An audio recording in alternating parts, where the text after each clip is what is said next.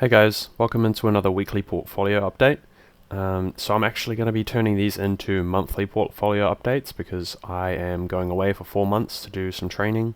Hopefully I should be able to still do them monthly, but yeah, I might not be able to due to the intensity of training, but we'll see. I'll aim to do one every month, and then I'll just compare it to the previous month's returns. As opposed to how I compare this to the previous week's returns. So this week I am down 7.5% or $2,777 on my stock portfolio. So it's currently worth $34,886. I did actually manage to put in $1,000 this week, so it only looks like it's $2,000 down from last week, but it's $3,000 down because I added $1,000 in. So yeah, finally getting some money to actually buy the dip, but I don't know how long this money will last because during this training I'm actually taking a pay cut because I'm changing jobs, and then for the first 4 months I'll be training at a lower wage, and then after that wage will go up. Yeah, so total gain or loss is negative $27,134, which is 44%. Yeah, so lots down. Need to buy the dip to reduce average cost price. House is currently at 650k as per the evaluation. Doesn't seem to be coming down yet, although I know the property market has moved down. Maybe my area hasn't yet. Maybe it's because Christchurch is lagging. Maybe the online calculators just lag. They don't have up-to-date statistics or whatever, I don't know, but yeah, we'll see how that goes over the coming months. Net worth is currently 324k, including all my assets here, so the house, the stocks, the crypto, and my cash account. And yeah, crypto over here, down $323 this week on crypto. Portfolio's at $1,816, and I am below my cost price on that. So, because I did leverage some crypto in that portfolio, I've put 3,500 in, but as I can show you over in here in the crypto portfolio, I have leverage in there. So my USDT value here is negative $854. Oh, how I wish that was in Luna, the Terra Luna. So USDT is a stable coin. Terra Luna is also a stable coin. Terra Luna is no longer a stable coin. It's a trash coin. Got like absolutely destroyed, and I so wish I had have been margining out on Terra Luna, because essentially that 854 US dollars worth of negative value would turn into like $2 of negative value, at which point I could, sell a little bit of something else and repay my margin debt for $2. Would have been awesome if it happened, but unfortunately it was Luna, which is UST. I've got USDT. So close, but not quite. Yeah, crypto hasn't really done anything too exciting this week, except for Ethereum has activated their Grey Glacier update, which has postponed the difficulty bomb for 3 months. So I'll probably be able to mine Ethereum for another 3 months, extra 3 months than I was previously going to be able to. And rewards have gone up a bit. Yeah, stocks here. So this just shows you the last change and my total change.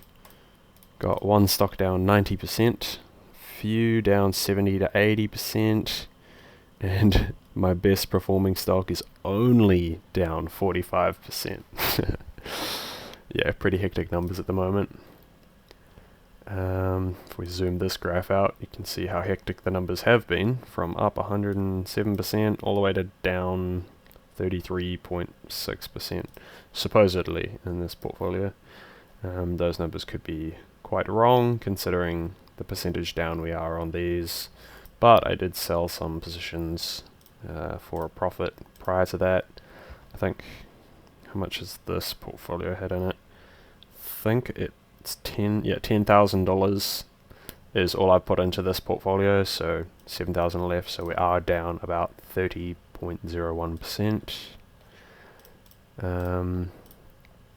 Yeah, going into my Sharesies portfolio. These are the same positions, by the way, that are shown in the Yahoo Finance portfolio.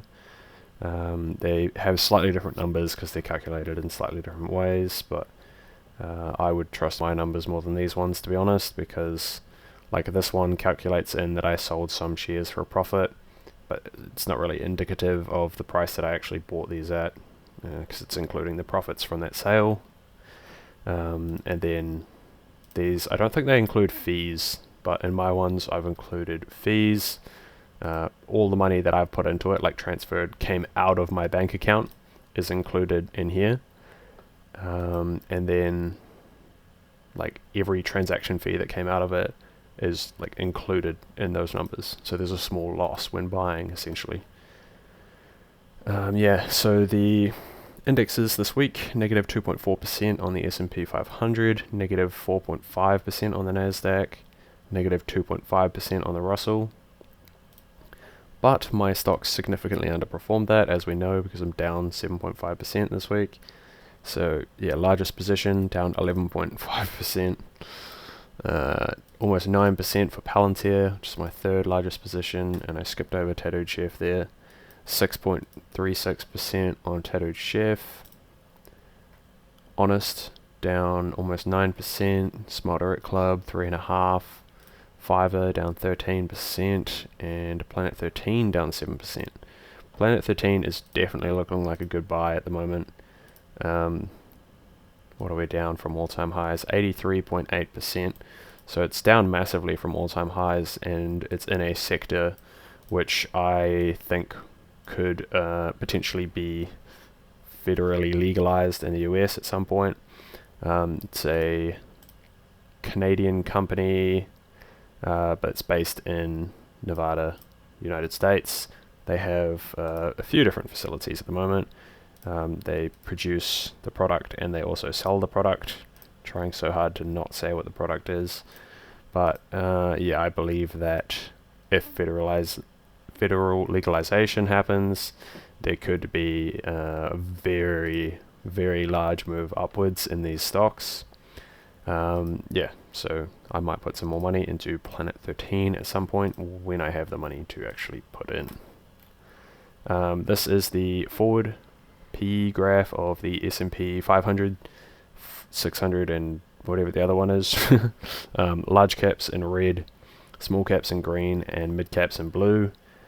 Yeah, it's quite hard to see like all the way at the end of this graph, but small caps are actually up here on the furthest most right, so we're not at the bottom of where we were. And yeah, mid caps are here, so we're not quite as low as we were probably, was it 2-3 weeks ago, but we are still extremely low, and relative to like historic performance, we are extremely low on all the forward PEs.